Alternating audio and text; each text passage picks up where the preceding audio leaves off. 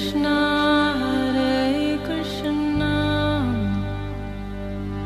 Krishna Krishna Hare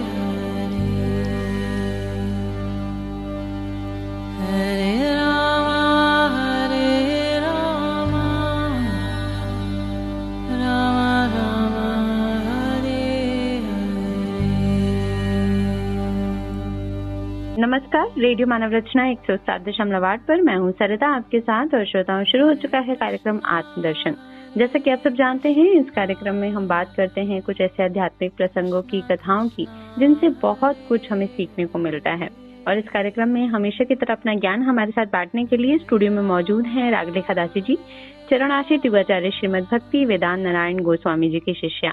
रागलेखा Dasi ji, आपका स्वागत है हमारे स्टूडियो में। हरे कृष्ण जी। श्रोताओं, आजकल इस कार्यक्रम में हम बात कर रहे हैं बहुत ही महान ग्रंथ के बारे में, जिसका नाम है महाभारत। और महाभारत के अंतर्गत बहुत सारी कथाएं और प्रसंग हैं जो हम रागलेखा दासी जी से जान रहे हैं।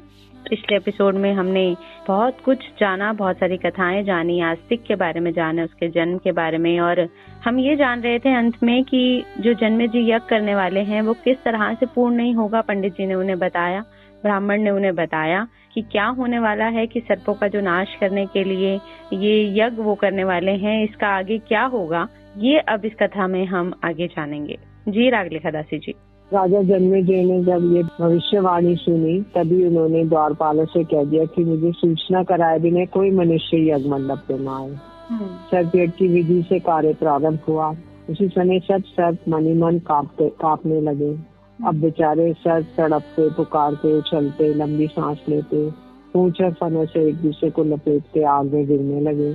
सफेद, काले, नीले, पीले, बच्चे, बूढ़े, सभी प्रकार के सर्प चिल्लाते हुए टपाटप आग के मुंह में गिरने लगे।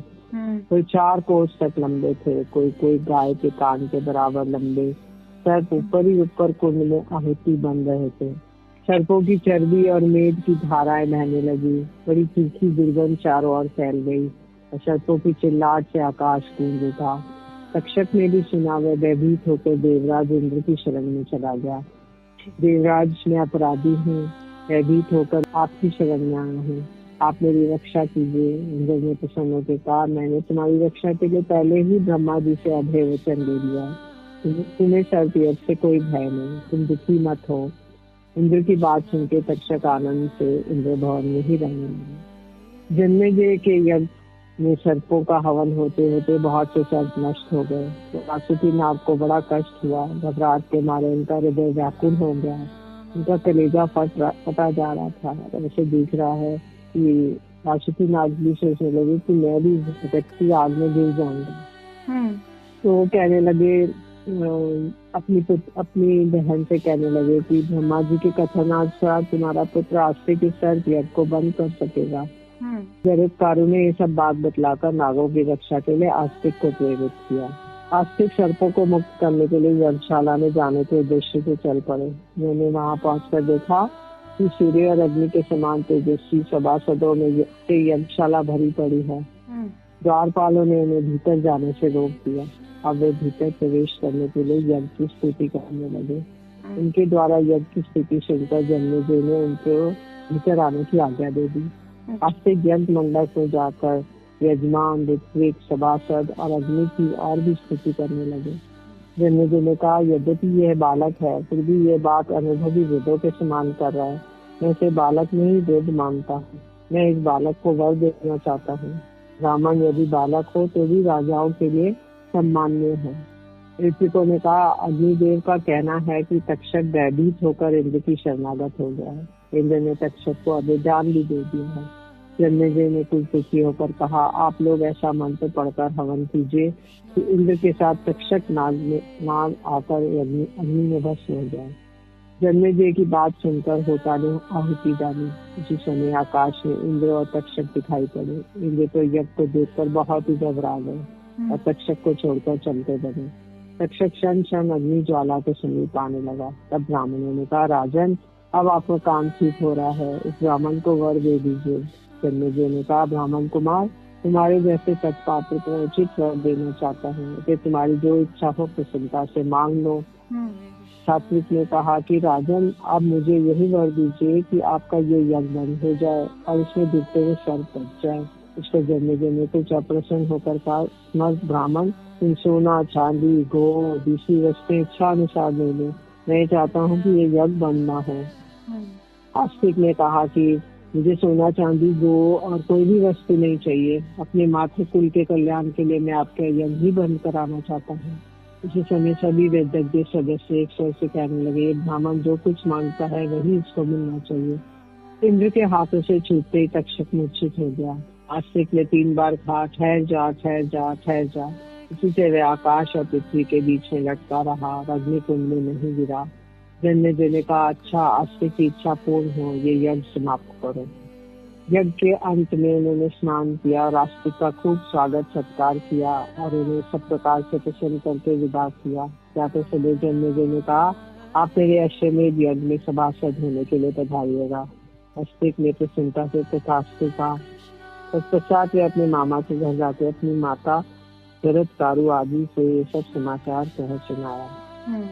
आस्तिक के मुंह से सब समाचार सुनते सब बहुत प्रसन्न हो गए। उन्होंने प्रेम प्रकट करते हुए कहा, बेटा, तुम्हारी जो इच्छा हो वर मांग लो। वे बार बार कहने लगे, बेटा, तुमने हमें मृत्यु के मुख से बचा लिया, हम तुम पर प्रसन्न हैं, कहो तुम्हारे को कौन सा तुम्हारा प्रिय कार्य करे।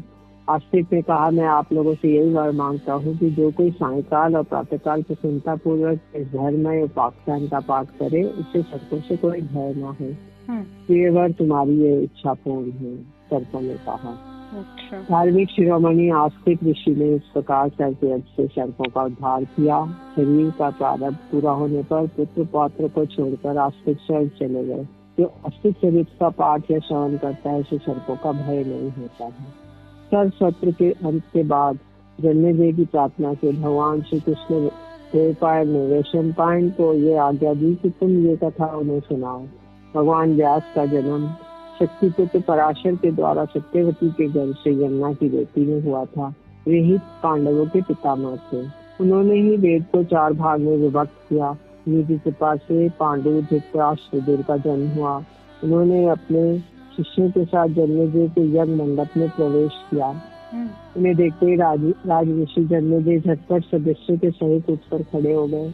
उन्हें सुवर्ण सिंहासन पर बैठाकर विधि पूर्वक पूजा की और अपने वंश प्रवर्तक को पाद्य, आचमन, आर्घ्य और गौएं देकर जन्मेजय को बड़ी प्रशंसा हुई।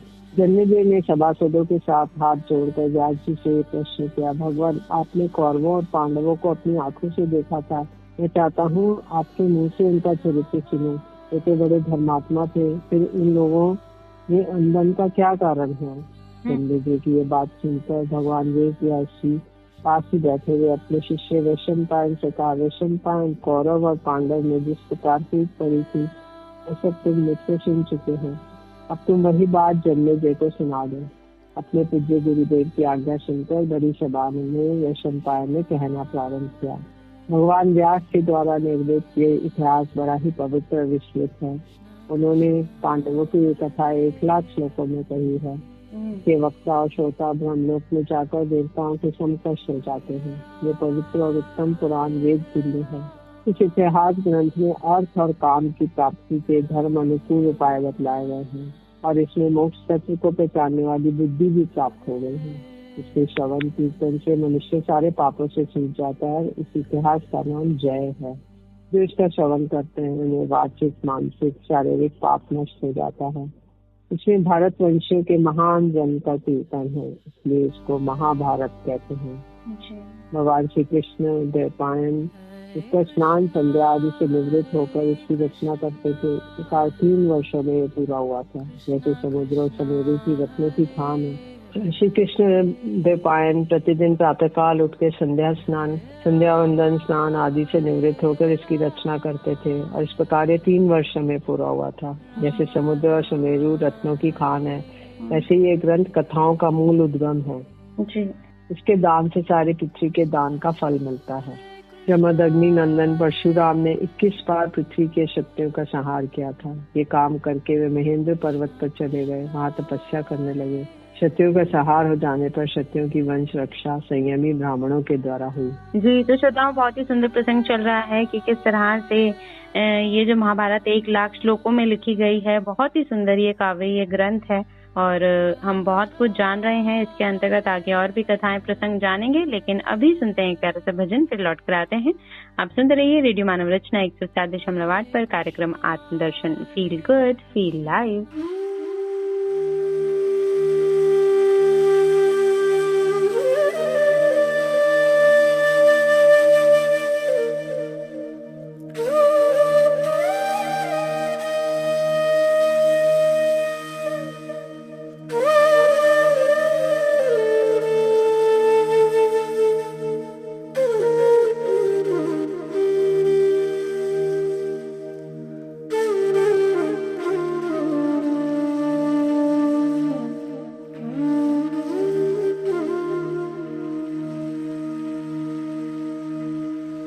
जयति तेऽधिकं जन्मना व्रजः श्रयत इन्दिरा शश्वदत्रिः।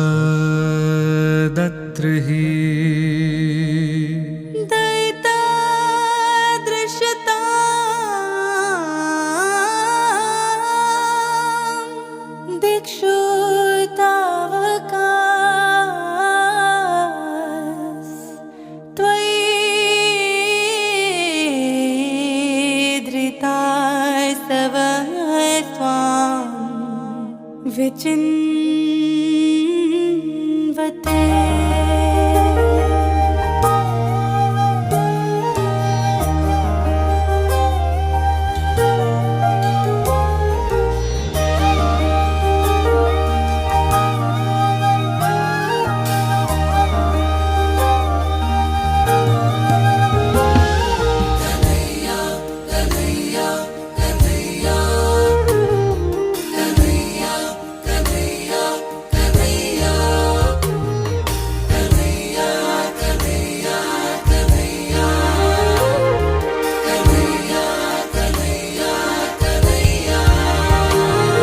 कन्हैया कन्हैया पुकारा करेंगे, कन्हैया कन्हैया पुकारा करेंगे, लताओं में ब्रिज की निहारा करेंगे।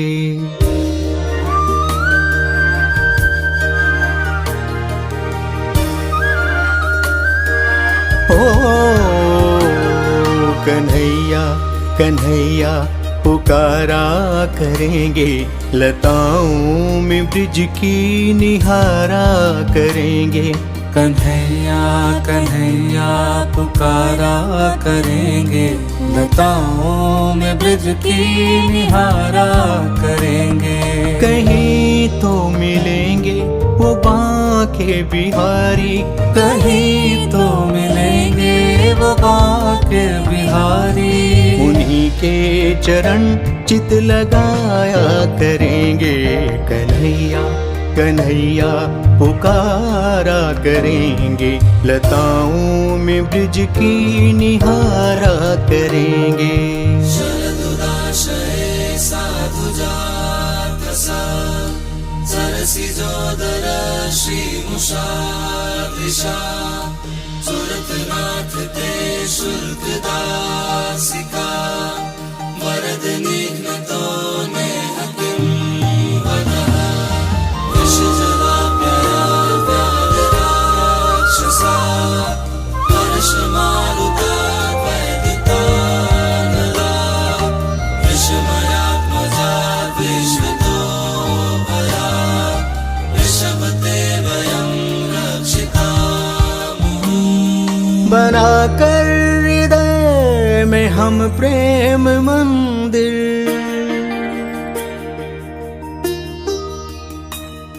बनाकर हृदय में हम प्रेम मंदिर, वहीं उनको झूला झुलाया करेंगे। उन्हें हम बिठाएंगे आँखों में दिल में, उन्हीं उन्हीं से सदा लौ लगाया करेंगे। कहीं तो मिलेंगे वो बांके बिहारी, कहीं तो मिलेंगे वो बांके बिहारी। उन्हीं के चरण चित लगाया करेंगे। कन्हैया कन्हैया पुकारा करेंगे, लताओं में ब्रिज की निहारा करेंगे।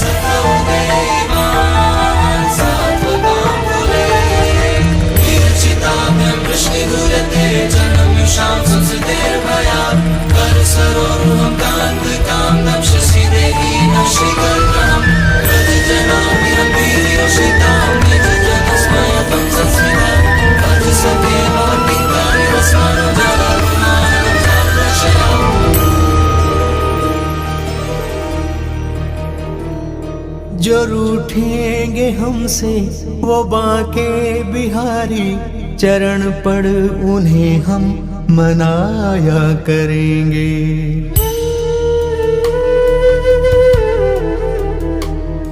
जो रूठेंगे हमसे वो बांके बिहारी, चरण पड़ उन्हें हम मनाया करेंगे। उन्हें प्रेम डोरी से हम बांध लेंगे, तो फिर वो कहाँ भाग जाया करेंगे। कहीं तो मिलेंगे वो बांके बिहारी, कहीं तो मिलेंगे वो बांके बिहारी। उन्हीं के चरण चित लगाया करेंगे। कन्हैया कन्हैया पुकारा करेंगे, लताओं में ब्रिज की निहारा करेंगे।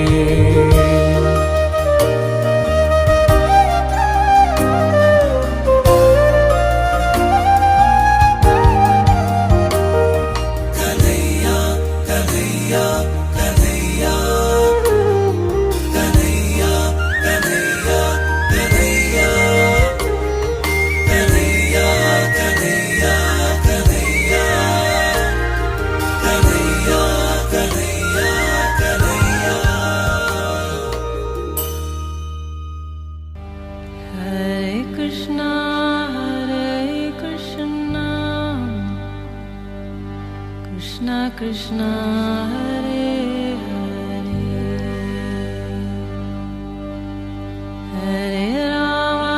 Hare Rama Rama Rama Hare Hare। स्वागत है श्रोताओं आप सभी का एक बार फिर रेडियो मानव रचना 107.8 पर। मैं हूँ सरिता आपके साथ और कार्यक्रम है आत्मदर्शन, जिसमें बात हो रही है बहुत ही सुंदर, बहुत ही महान काव्य के बारे में, बहुत ही महान ग्रंथ के बारे में, जिसका नाम है महाभारत। अभी तक बहुत सारी कथा प्रसंग हम जान चुके हैं और अब रागरेखा दासी जी आगे इसमें बताएंगी किस तरह से ये कौरवों और पांडवों का जो मिला जुला हमने सुना देखा हुआ है अभी तक महाभारत के अंतर्गत, उसमें और बहुत कुछ समाहित है जो हम इस कार्यक्रम के अंतर्गत जानते रहेंगे रागरेखा दासी जी से। तो अभी आगे बढ़ते हैं और अगली कथा जानते हैं। जी वैशंपायन जी ने कहा, जन्मेजय पुरुवंश के प्रवर्तक था परम प्रतापशाली राजा दुष्यंत। नागरिक और देशवासी प्रेम से उसका सम्मान करते और वह धर्म बुद्धि से सबका शासन करता है। एक दिन की बात है, महाबाहु राजा दुष्यंत अपनी चतुरंगिनी सेना के साथ एक गहन वन में जा पहुंचा। उसे पार करने पर उसे एक मनोहर आश्रम युक्त उपवन मिला। सामने ही मालिनी नदी बह रही थी, उसका जल बड़ा स्वादिष्ट था। अनेकों ऋषि मुनि आसन लगाए ध्यान मग्न थे। राजा को ऐसा मालूम हुआ जैसे वो ब्रह्मलोक में खड़े हों। राजा दुष्यंत ने सब देखते सुनते कश्यप गोत्री कंडव ऋषि के एकांत और मनोहर आश्रम में मंत्री और पुरोहितों के साथ प्रवेश किया। वहां उसी समय कंडव ऋषि उपस्थित नहीं थे। राजा ने आश्रम को सुना देखकर ऊंचे स्वर में पुकारा, यहाँ कौन है? दुष्यंत की आवाज सुनकर एक लक्ष्मी के समान सुंदरी कन्या तपस्विनी के वेश में आश्रम से निकली। राजा दुष्यंत ने उसको देखकर सम्मान पूर्वक कहा, स्वागत है, मैं आपकी क्या सेवक करूं? मैं परम भाग्यशाली महर्षि कंडव के दर्शन करने के लिए आया हूँ। ये इस समय कहाँ है? कृपा करके बतलाइए। शकुंतला ने कहा, मेरे पूजनीय पिताजी फल फूल लाने के लिए आश्रम से बाहर गए। महर्षि कंडव तो अखंड ब्रह्मचारी हैं, ऐसी दशा में तुम उनकी पुत्री कैसे हो सकती हो? उस समय परम प्रतापी विश्वामित्र जी तपस्या कर रहे थे। उस समय इंद्र ने उनके तप में विघ्न डालने के लिए मेनका नाम की अप्सरा भेजी थी।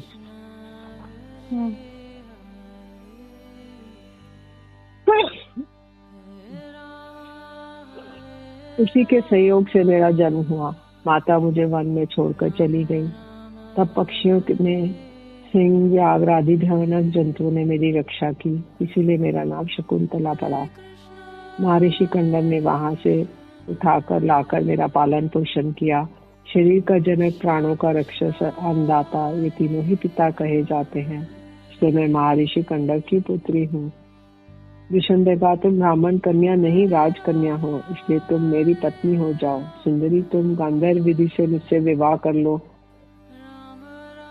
शकुंतला ने कहा, आप मेरी शर्त सुन लीजिए।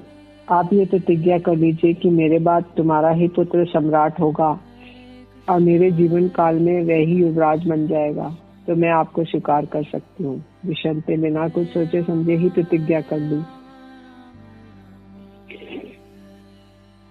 और गंधर्व विधि से शकुंतला का पाणी ग्रहण कर दिया। दुष्यंत ने उसके साथ समागम करके बार बार ये विश्वास दिलाया कि मैं तुम्हें लाने के लिए चतुरंगिनी सेना भेजूंगा और शीघ्र से शीघ्र तुम्हें अपने महल में ले चलूंगा। इस प्रकार कह सुनकर दुष्यंत अपनी राजधानी के लिए रवाना हुआ। उसके मन में बड़ी चिंता थी कि महर्षि कंडव ये सब सुनकर न जाने क्या करेंगे। थोड़ी देर बाद महर्षि कंडव आश्रम पर आ पहुंचे। तो कालदर्शी कंडव ने दिव्य दृष्टि से सारी बात जानकर प्रसन्नता के साथ शकुंतला से कहा, बेटी, तुमने मुझसे पूछे बिना जो एकांत में जो काम किया वह धर्म के विरुद्ध नहीं है। क्षत्रियों के लिए गांधर्व विवाह शास्त्र सम्मत है। उसके सहयोग से बड़ा बलवान पुत्र होगा और वह सारी पृथ्वी का राजा होगा। समय आने पर शकुंतला के घर से पुत्र उत्पन्न हुआ। वह अत्यंत सुंदर और बचपन में बड़ा बलिष्ठ था। महर्षि कंडव ने विधि पूर्वक उसके जातकर्म आदि संस्कार किए। दोनों हाथों में चक्र का चिन्ह था उसके, और सिर पर बड़ा और ललाट ऊंचा था। ऐसा जान पड़ता था मानो कोई देव कुमार हो। 6 वर्ष की अवस्था में ही वह सिंह, बाघ, शूकर, हाथियों को आश्रम के वृक्ष पर बांध देता था। कभी उन पर चढ़ता, कभी डांटता और कभी उनके साथ खेलता था, दौड़ लगाता था। आश्रमवासी ने उसके द्वारा समस्त हिंसक जंतु का दमन होते देख उसका नाम सर्व दमन रखा। और वे बड़ा विक्रमी, ओजस्वी और बलवान था। बालक के अलौकिक कर्म देखकर महर्षि कंडव ने शकुंतला से कहा, अब ये युवराज होने योग्य हो गया है। अपने शिष्यों को आज्ञा दी, शकुंतला को पुत्र के साथ उसके पति के घर पहुंचा दो। शकुंतला ने राजा से जाके कहा, राजन, ये आपका पुत्र है, अब आप इसे युवराज बनाइए। शकुंतला की बात सुन के दुष्यंत ने कहा, अरे दुष्ट तापसी, तू किसकी पत्नी है? मुझे तो कुछ भी स्मरण नहीं है। मैं स्वयं आपके पास आई हूँ, ऐसा समझकर आप मुझे पतिव्रता का तिरस्कार न कीजिए। राजन, मैंने इस पुत्र को 3 वर्ष तक अपने घर में धारण किया। यह आपको सुखी करेगा। इसके जन्म के समय आकाशवाणी ने कहा था कि ये बालक 100 अश्वमेध यज्ञ करेगा। मैं मेनका की कन्या हूँ। अवश्य ही मैंने पूर्व जन्म में कोई पाप किया होगा जिससे बचपन में मेरी माँ ने मुझे छोड़ दिया और अब आप छोड़ रहे हैं। आपकी ऐसी इच्छा है तो मुझे भले ही छोड़ दीजिए, मैं अपने आश्रम पर चली जाऊंगी, परंतु ये आपका पुत्र है, इस बच्चे को मत छोड़िए। दुष्यंत ने कहा, शकुंतले, मुझे मालूम नहीं मैंने तुमसे पुत्र उत्पन्न किया है। यह तो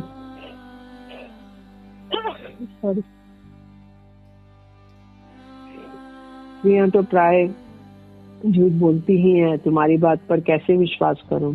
तो राजन, मैं कह देती हूँ, चाहे इस लड़के को अपनाओ या नहीं, मेरा यह पुत्र ही सारी पृथ्वी पर शासन करेगा। इतना कहकर शकुंतला वहां से चल पड़ी।